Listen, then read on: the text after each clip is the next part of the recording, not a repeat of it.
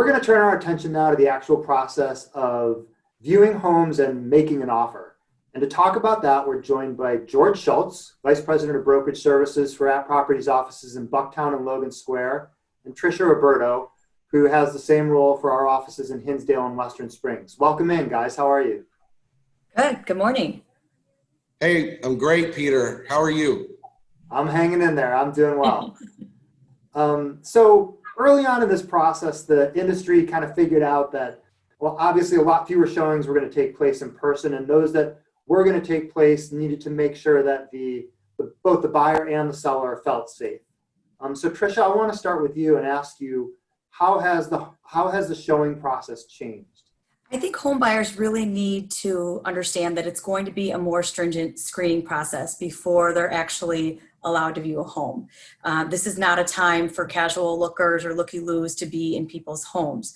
So the listing agent is going to be asking the buyer or the buyer's agent, are you pre-approved? Do you have proof of funds? We also at Properties have a COVID-19 disclosure where we're asking the buyer, have you had the virus? Have you been exposed to the virus?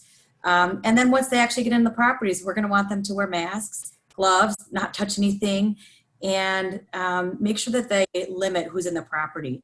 This also is not a time for the grandparents and the kids to come and look through the houses. We need the actual buyers on the contract to be the only ones in the property. Sure. We were talking offline and you had mentioned that actual physical showings are down quite a bit, but contracts don't mirror that. So can you talk a little bit about that?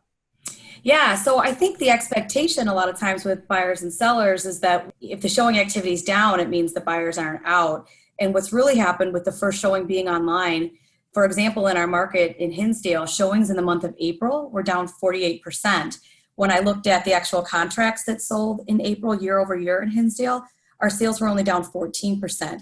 So I would say to buyers and sellers alike, don't be discouraged if your showings are down. That first showing is really happening online. So George, what does that virtual showing process look like? Okay, Peter, it's really a great thing that's come out of all of this is it's making the process more efficient. Agents are using 3D virtual tours, floor plans. They're actually doing walkthroughs live with clients, whether it be on Zoom or Facebook Live, which allows the buyers to have a real interactive showing so they can get to know the place and actually have a desire to see it. And that's making them more confident about making an offer. So it's really great that the process is much more efficient in doing that.